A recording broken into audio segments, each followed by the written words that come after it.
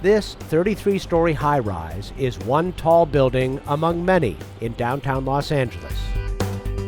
Like most, it is wired up with earthquake monitoring sensors. In Los Angeles, it's mandated that quote-unquote tall buildings be instrumented.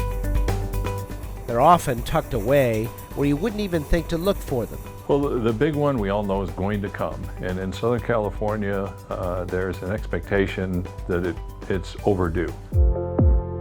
With support from the National Science Foundation, structural engineers John Wallace and Henry Burton from UCLA are exploring new ways to build resilience into urban clusters, dense cityscapes packed with tall buildings vulnerable to earthquakes, like in downtown Los Angeles. What I consider the 21st century challenge is being able to engineer earthquake resilient communities. And by resilient, what we mean is in the event of a major earthquake, we're able to minimize the initial impact, adapt to any major changes that happen as a result of the earthquake, and recover in a timely manner.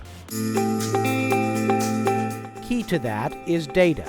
This is an accelerometer, the workhorse of the LA Earthquake Monitoring Network. It measures how much a building sways during seismic events. In tall buildings all over the city, thousands of them are recording data around the clock.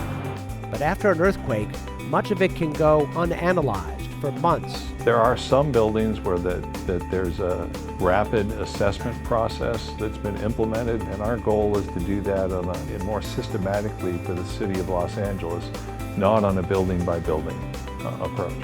They're using the data to verify and refine models used to predict how tall buildings respond to earthquakes. They say data gleaned from shake table tests like these can only get you so far.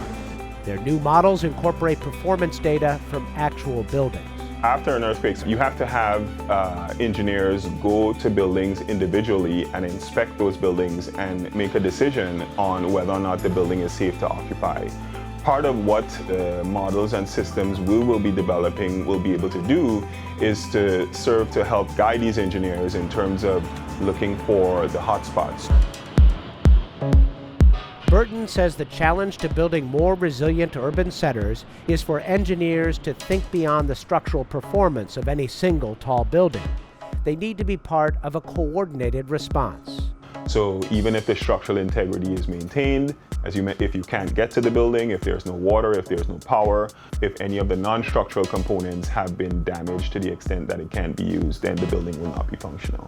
They say their new methods could save lives and money far beyond Los Angeles. Quite frankly, the lessons that we learn here in LA will be exported, say, to all the other places in the world that have significant earthquakes. Taking a data-driven approach to disaster preparedness, helping cities at risk bounce back after earthquakes. For Science Nation, I'm Miles O'Brien.